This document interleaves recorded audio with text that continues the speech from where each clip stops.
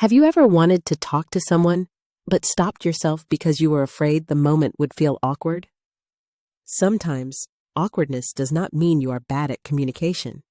It often means you care about how the other person sees you, and you are trying not to make the wrong move. In this video, we will look at how to start talking naturally, why simple conversations feel harder than they should, and how to approach someone with more calm and confidence. Welcome to Love for Beginners. Today, we're exploring a question that stands behind almost every human experience: how to start talking without awkwardness, and what happens when this part of life becomes confusing, missing, or difficult to understand. Let's get into it. Starting a conversation sounds simple, but emotionally, it can feel complicated. You may know what you want to say, but still hesitate. You may worry about sounding boring, being ignored, saying too much, or not saying enough. This happens because communication is not only about words. It is also about confidence, timing, attention, and the fear of how your message will be received. Awkwardness often appears when people put too much pressure on the first moment. They imagine that the first sentence has to be perfect, interesting, funny, or impressive. But most real conversations do not begin with something special. They usually begin with something simple: a small question, a shared situation, a normal comment, a calm hello. The goal is not to create a perfect opening. The goal is to open a door. One of the healthiest ways to start talking is to focus on context. Context means the situation you are both already in. If you are in the same class, group, event, workplace, online space, or hobby community, you already have something neutral to talk about. This feels more natural because the conversation is not coming from nowhere. It is connected to something both people can understand. For example, in real life, a simple comment about the situation can feel easier than a direct personal question. You do not need to begin with deep emotions or strong compliments. You can start with something light, respectful, and easy to answer. The first message of a conversation should not carry the weight of the whole relationship. It is just the beginning of contact. Online communication works in a similar way, but it has its own challenges. Texting can make people overthink because there is no tone of voice, facial expression, or immediate feedback. A short reply can look cold even when it is not. A delayed message can feel personal even when the other person is simply busy. This is why starting a conversation through text requires balance. It should be clear enough to invite a response, but not so intense that it creates pressure. A good first message is usually simple, specific, and respectful. Simple means it is easy to read. Specific means it connects to something real, not just a random hey with no direction. Respectful means it gives the other person space to respond or not respond. Healthy communication does not force attention. It invites it. Many people think they need to be extremely confident to start talking. But confidence does not always mean feeling no nervousness. Sometimes confidence means acting respectfully even while feeling a little nervous. You can feel unsure and still say hello. You can feel shy and still ask a normal question. You do not have to remove every uncomfortable feeling before you communicate. One reason conversations feel awkward is projection.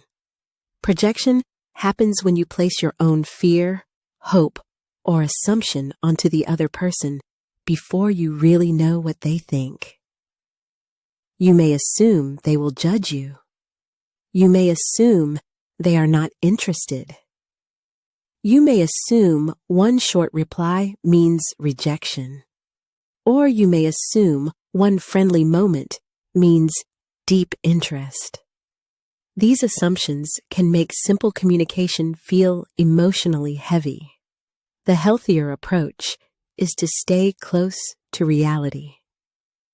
Look at what is actually happening, not only what your fear is telling you. Did the person respond with interest? Did they ask something back? Did they seem comfortable? Are they giving short answers repeatedly? Are they making effort too? Real signals are usually patterns, not one isolated moment. This is important because people often read signals the wrong way. A smile does not always mean romantic interest. A like on social media does not always mean someone wants a relationship. A fast reply does not always mean deep attraction. At the same time, a quiet mood or slow response does not always mean rejection. Communication becomes healthier when you avoid turning every small signal into a full story. When you start talking to someone, the best sign to watch for is mutual effort.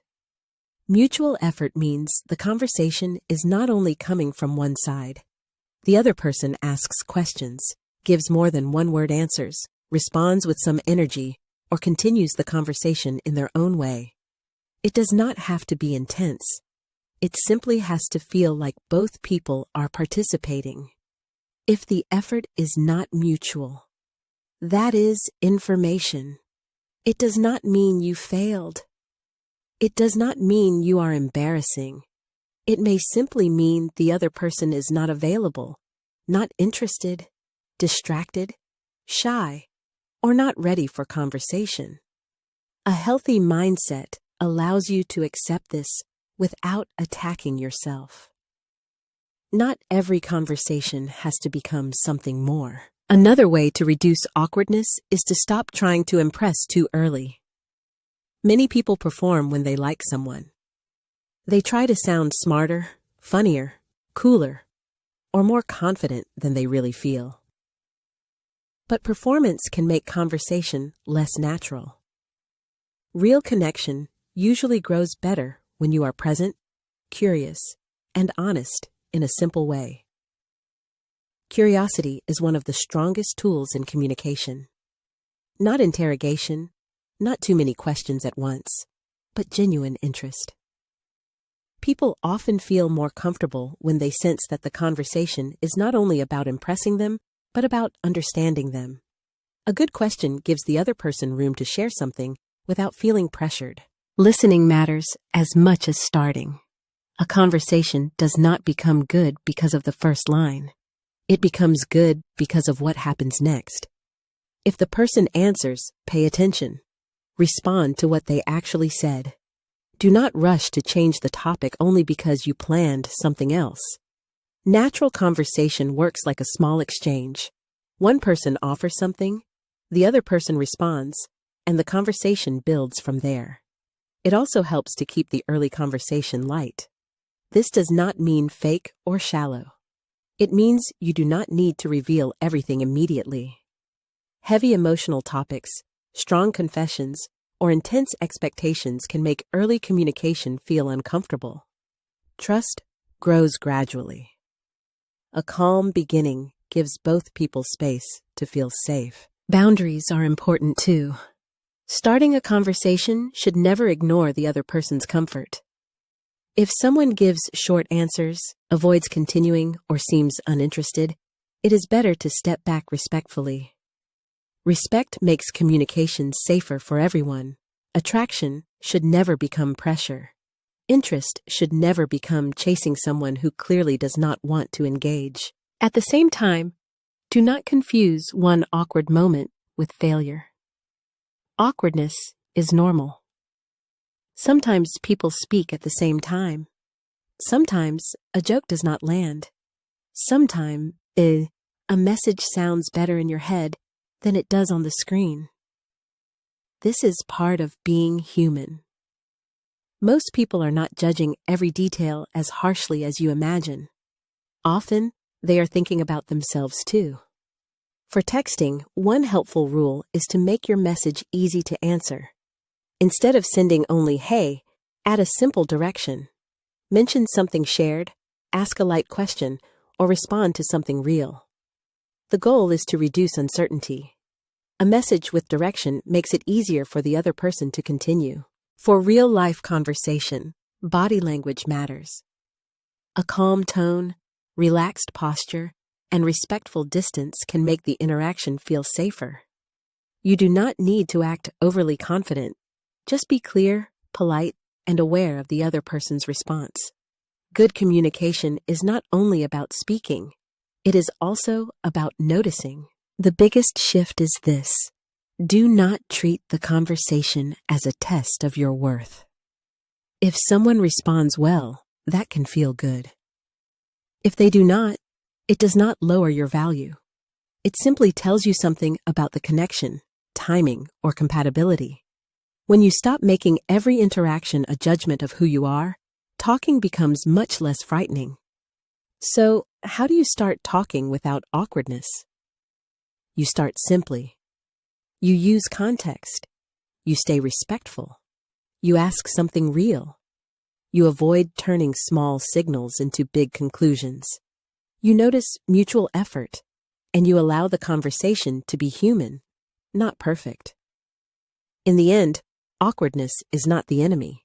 Pressure is. When you remove the pressure to be perfect, communication becomes easier. A good conversation does not need a dramatic opening. It needs presence, respect, curiosity, and enough courage to begin. Sometimes, connection starts with nothing more than a simple sentence said at the right moment with the right intention. Thank you for watching Love for Beginners. Every relationship starts with understanding, both ourselves and the people around us. If you want to explore more topics like this, support the channel by subscribing and leaving a like. Until next time.